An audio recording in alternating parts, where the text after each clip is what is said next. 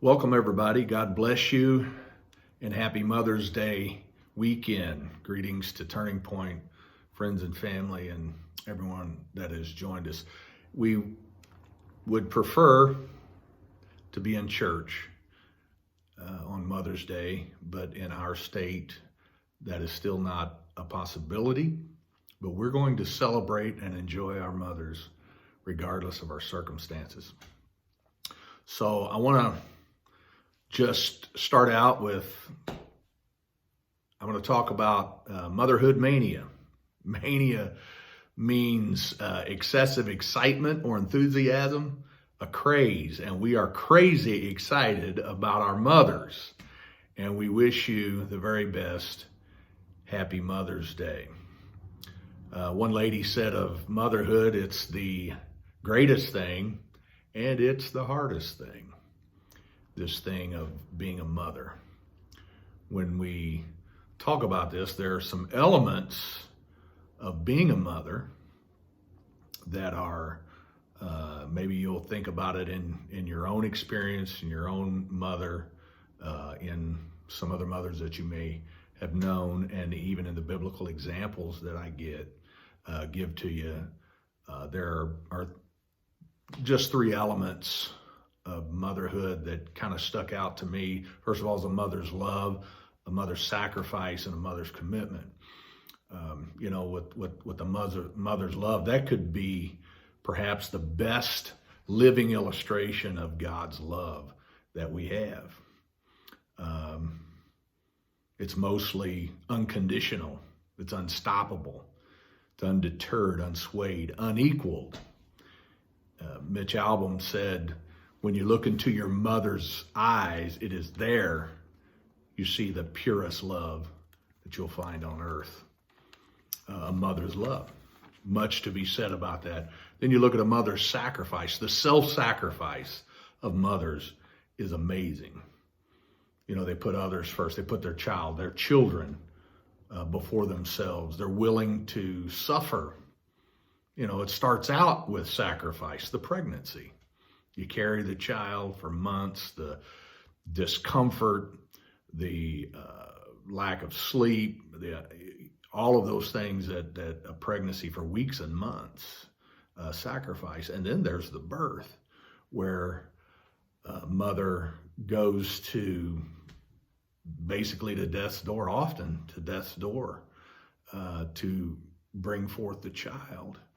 And that child is birthed in that mother's sacrifice. What she does for her children is absolutely amazing. And then the mother's commitment. It doesn't matter how old you get.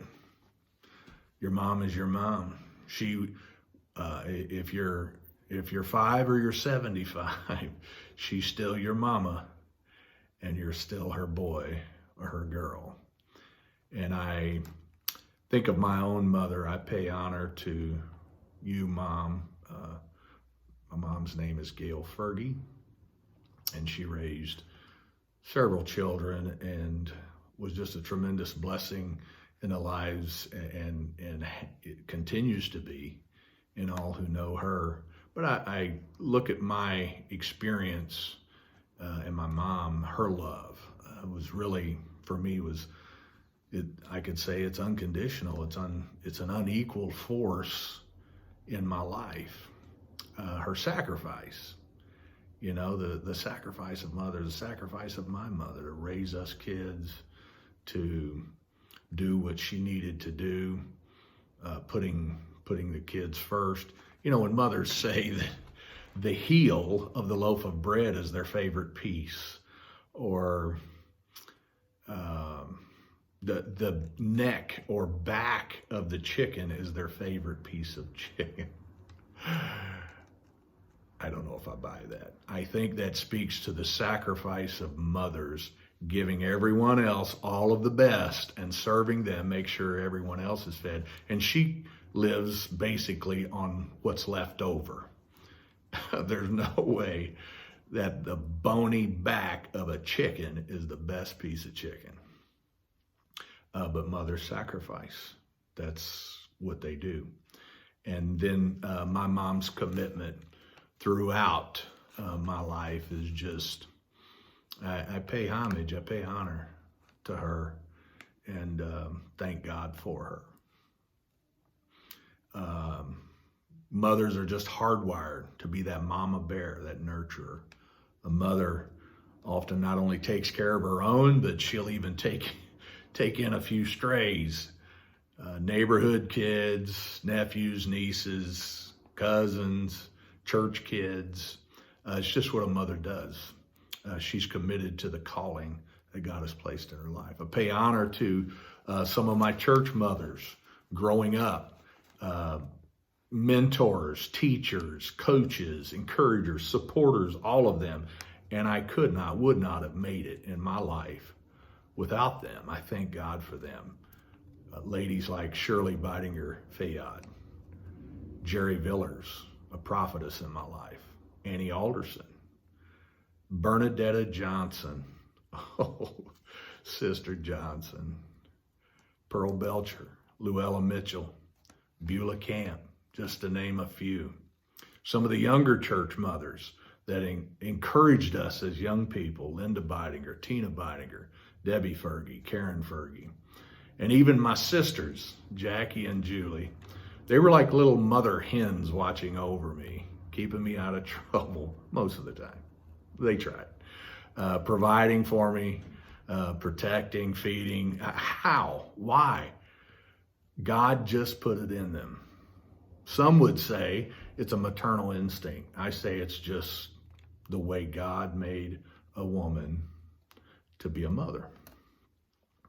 A mother's love could be our greatest living illustration that there is a God. A God who knows you in all your ups and downs, all your successes and failures, knows you freckles and flaws and all, and still loves you. That's what God does, and that's what mothers do.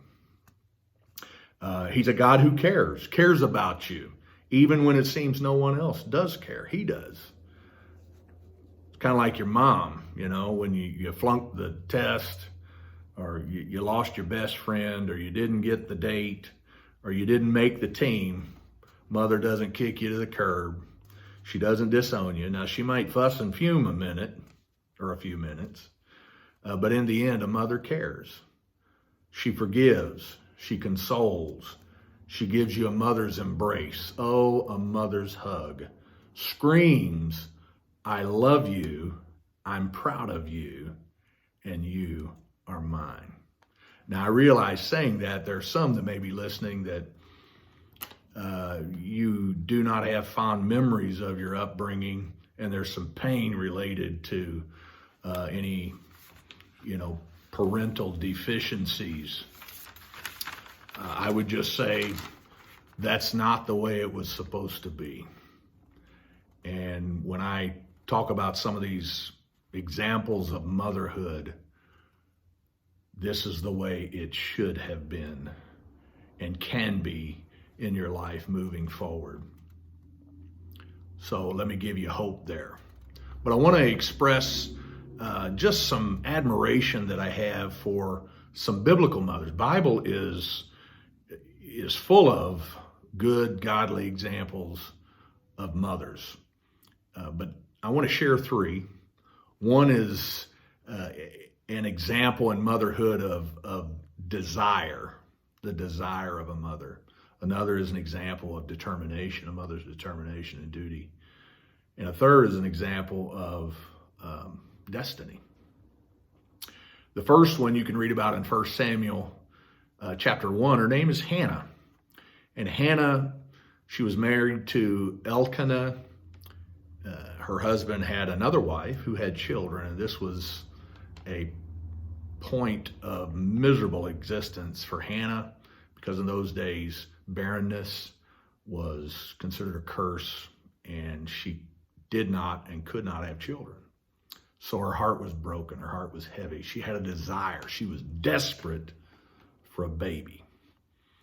And the account records that they are at the time to worship, and people are feasting, and and enjoying a holiday and festivities, and she is at the temple crying out to God with her prayer request for a child that she just wanted to have, to hold, and to nurture. She prayed earnestly. It says she emptied herself in prayer, emotionally and spiritually, so much that she was there, and Eli the priest saw her.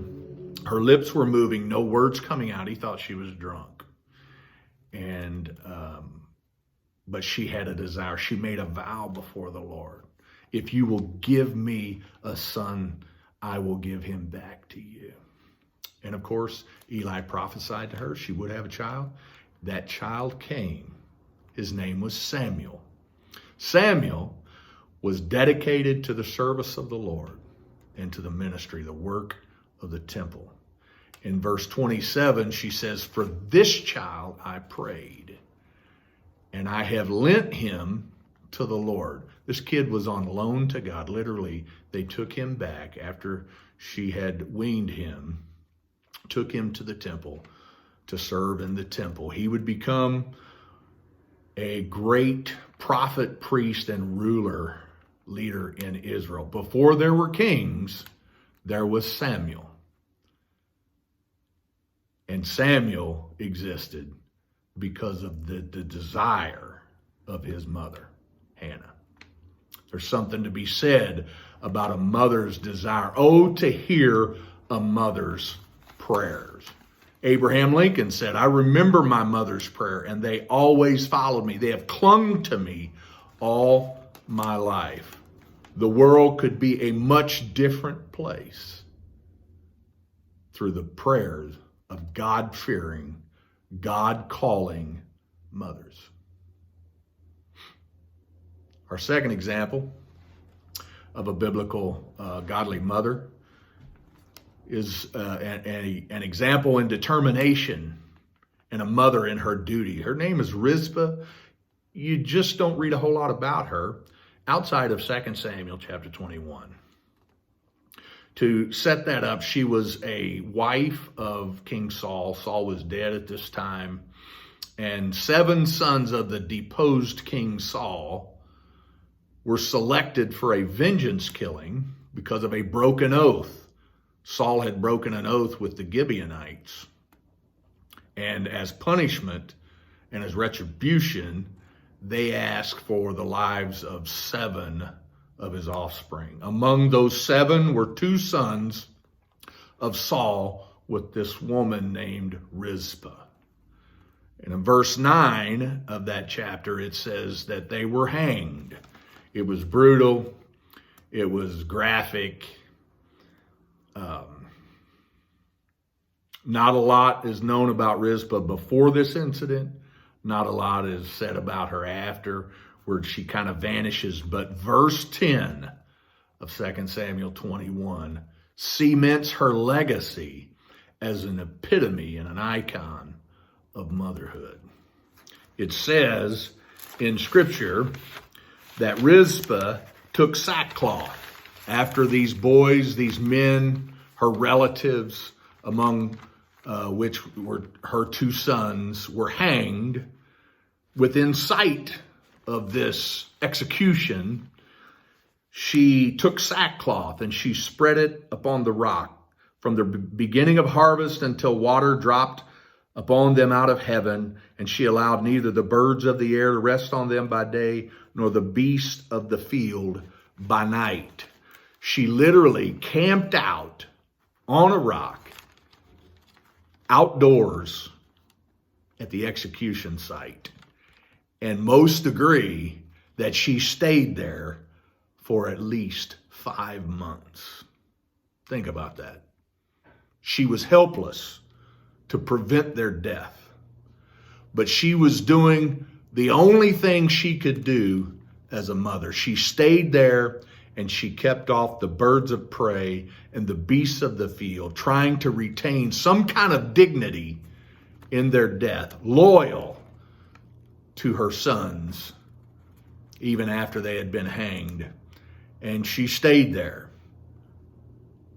in the daytime, in the nighttime, when it was cold, when it was hot, when she felt strong, when she was weak, when it was good, when it wasn't good. She was there. She stood vigil. She was steadfast.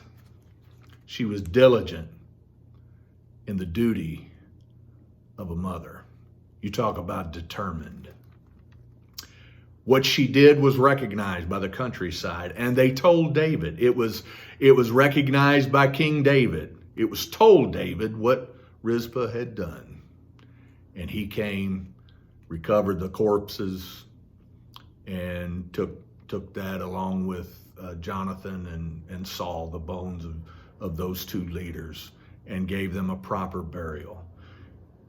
Her determination caught the attention of a king, and it changed her circumstances. Oh, to have mothers as vigilant as Rizpah, as determined. That is her legacy. The third one, a mother of destiny. Her name is Naomi. You can read about her in Ruth. 4 short chapters. What a tremendous story of redemption.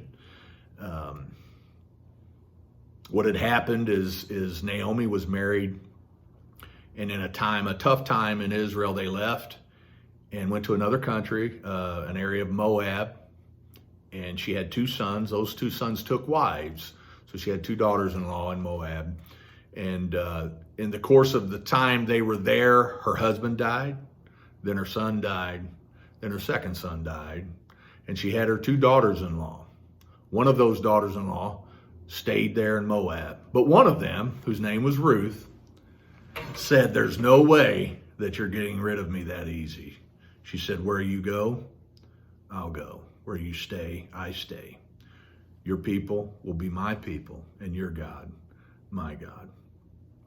And it was through this relationship, Naomi was going back to Bethlehem, back to her home country, hometown, and she was a mother. She was really mother-in-law in relationship to Ruth, but she was a mother figure in reality.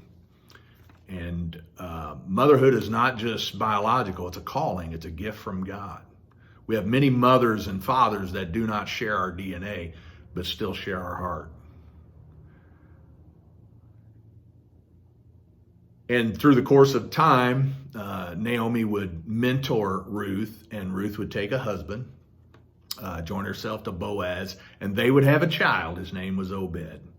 Obed had a son whose name was Jesse.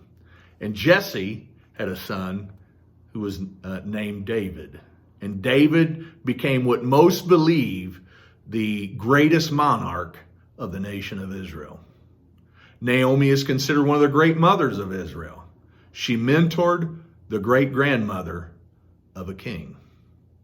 She wouldn't know in her lifetime all this history that she was making. She was just doing what God put in her heart to do, be a mother. And the scripture says the neighborhood ladies in chapter 4, verse 17 said this, "There is a son born to Naomi," not to Boaz and Ruth, a son born to Naomi. Naomi's destiny was not to die in poverty. Her destiny was not to be a widow and to be childless and end up in a foreign land. Her destiny was to be the matriarch of majesty. Her legacy was tied to royalty. They put that baby in her arms. Her heart swelled and sang with joy, and she became the caretaker for that child, Obed. And Obed had a son, Jesse, and Jesse had a son, David. And with David's birth and life came a legacy. Naomi had a destiny that God had ordained. You may not see in your lifetime the true impact of your investment in young lives, but I beg you, develop the heart and spirit of a mother.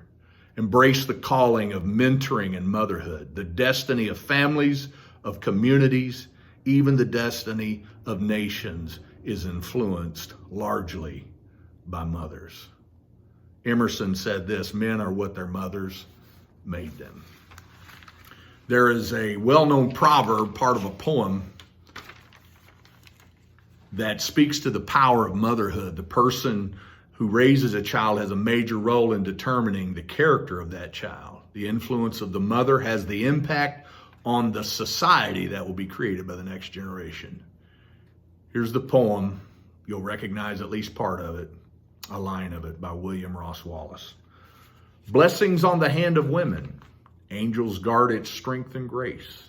In the palace, cottage, hovel, oh, no matter where the place. Wood that never storms assailed it, rainbows ever gently curled, for the hand that rocks the cradle is the hand that rules the world. Infancy's the tender fountain, power may with beauty flow. Mothers first to guide the streamlets, from them souls unresting grow. Grow on for the good or evil, sunshine streamed or evil hurled, for the hand that rocks the cradle is the hand that rules the world. Woman, how divine your mission here upon our natal sod. Keep, oh keep the young heart open, always to the breath of God. All true trophies of the ages are from mother love impearled, for the hand that rocks the cradle is the hand that rules the world. Blessings on the hand of women, fathers, sons, and daughters cry, and the sacred song is mingled with the worship in the sky. Mingles where no tempest darkens, rainbows evermore are hurled, for the hand that rocks the cradle is the hand that rules the world. Mothers, as you go, so goes our future. Don't underestimate what God has planned through the role of motherhood. It's great things. What could happen if mothers stood up for right? How could our world be changed if mothers rocked earth and heaven with their prayers? God bless you. We celebrate you. Take encouragement and hope from examples that have gone before us. What a great calling, what a great blessing mothers are in all of our lives. We thank you and we thank God for you. Be blessed.